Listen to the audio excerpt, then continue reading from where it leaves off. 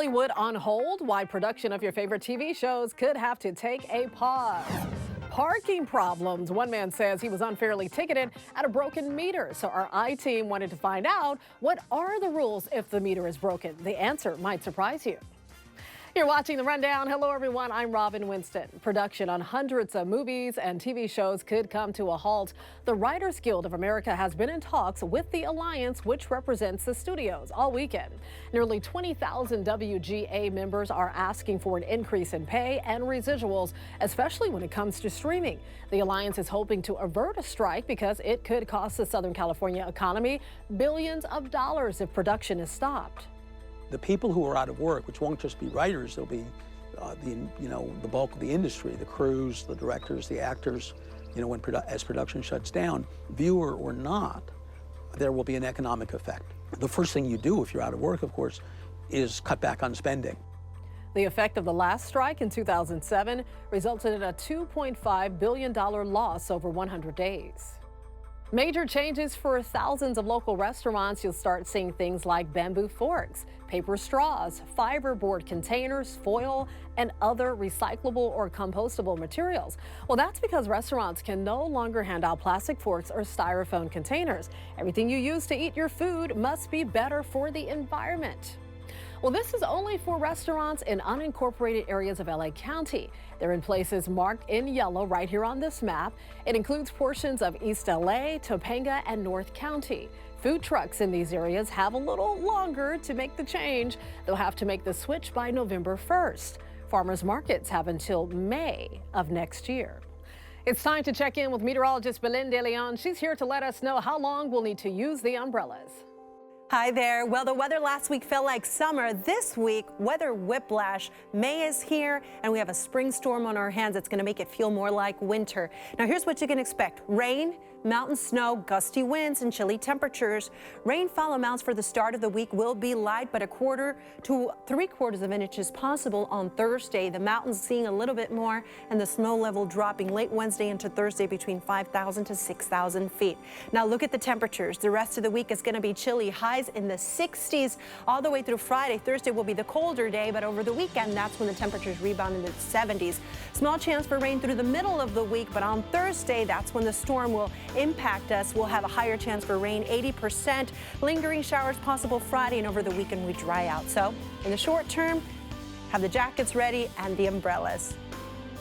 We have video of a hit and run in Santa Ana where 2 people were hit while crossing the street. You can actually see the driver of a Chevy Tahoe speeding through the intersection, hitting the pedestrians, crashing into another car, and then just driving off. Well, the driver who was hit sent us this video.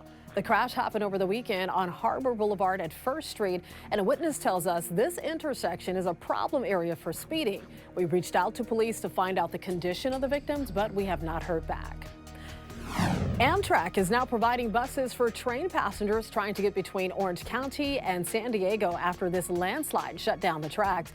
The hillside came crumbling down in San Clemente Thursday. It damaged the Casa Romantica Cultural Center and caused the closure of the railroad tracks there below.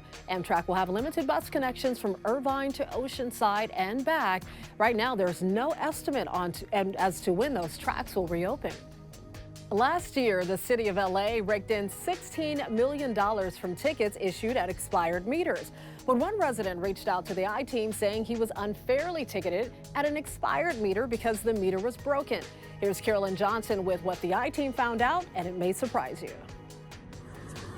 This scene might look familiar. An LA parking meter jammed. You can't insert coins.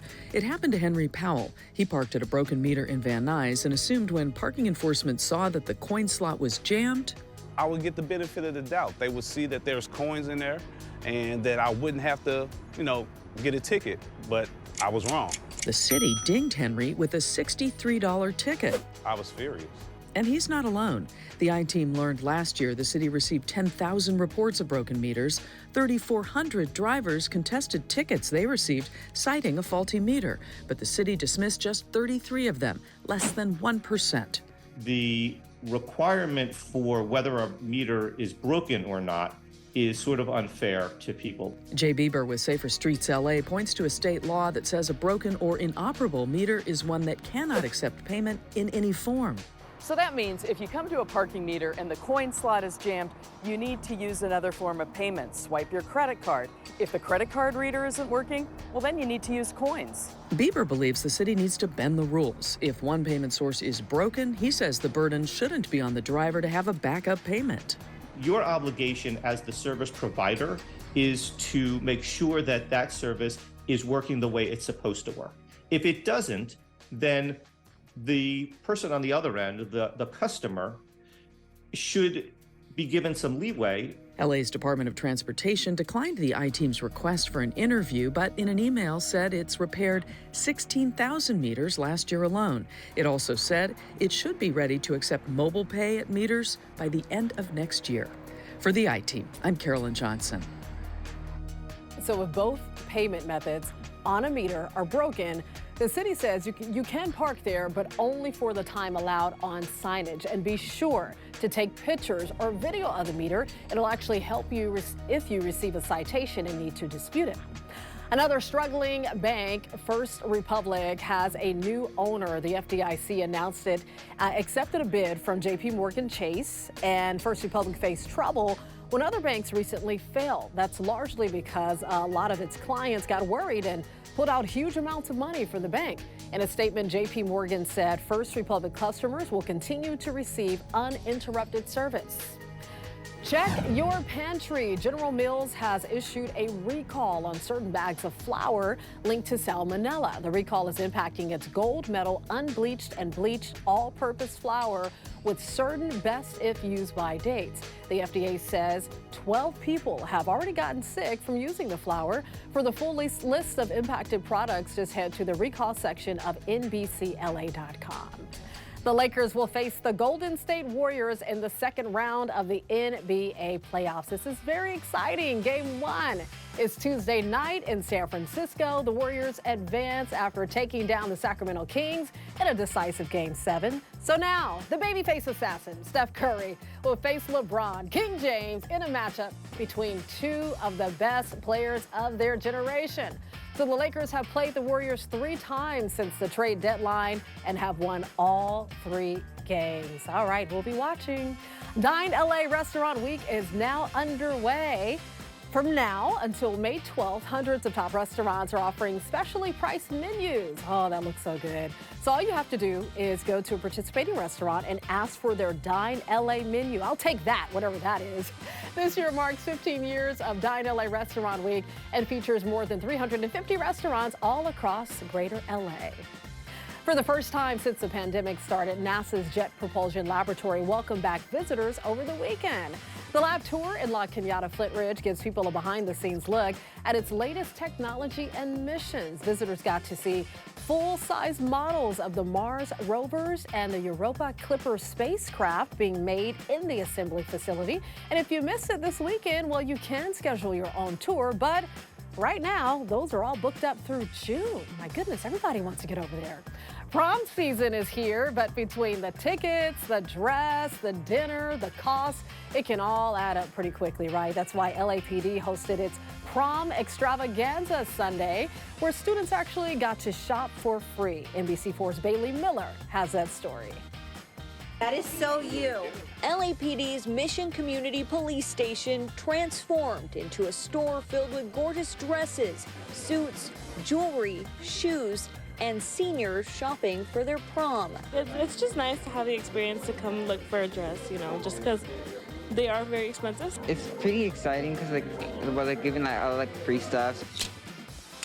It's all for the Prom Closet Extravaganza. LAPD partnering with the City Attorney's Office to provide donated and brand new dresses and suits to make sure students can go to prom without worrying about the cost. Our families can come and feel a sigh of relief because they don't have to pay for an expensive dress, shoes. We even have makeup and jewelry over here. The line wrapping around the building, many anxiously waiting to get inside. A special memory for students, but parents say it's a big help for them too. Considering my generation, yeah, it's gotten a lot more expensive. So something like this really helps out. But there's almost too much to choose from. A lot of colorful dresses. So moms are helping put the look together too. I found these shoes for her, but she was like, I don't want to wear heels, Mom. I'm like, girl, come on. And now the students have have picked their styles, they're ready and thankful they get to go to their senior prom. I'm just looking forward to actually being able to go hang out with my friends. In Mission Hills, Bailey Miller, NBC4 News. All right, we want to send a big congratulations to the new national decathlon champions. They're from a high school in Woodland Hills. The El Camino Real Charter High School Academic Decathlon got their record-tying 9th national championship over the weekend in Frisco, Texas. They competed against 54 teams and outscored their nearest competition by over 1,000 points. Out of the 9 students, Adam Markinson finished first place overall in the honors category, the highest score in the nation. Congratulations, that's so awesome. An Inland Empire High School dance team is going viral once again for their amazing performance, and it's gotten the attention of a whole sports league. Don't act like you forgot. Don't act like you forgot. Don't act like you forgot. Wow, very impressive. That's the varsity dance team at Los Osos High School in Rancho Cucamonga at it again. So they recreated Rihanna's Super Bowl halftime performance at their recent prom rally. The NFL even commented on the video saying it was amazing. And at one point, their principal even joined in. That's him center right performing all of the lights. Well, now all that's left is for Rihanna herself to see it. I hope she will. This isn't the first time one of their performances has gone viral. You may remember back in March, their Bad Bunny dance routine made the rounds on social media because it was so good. These kids are just amazing. I think they should perform at the next Super Bowl. Who's in? You got my vote. You can always get news and weather updates on the NBCLA app and our website, NBCLA.com. And be sure to tune into Today in LA on NBC4 weekdays, 4 to 7 a.m. I'll be helping you get around with traffic reports throughout the morning. I'll see you next time on The Rundown.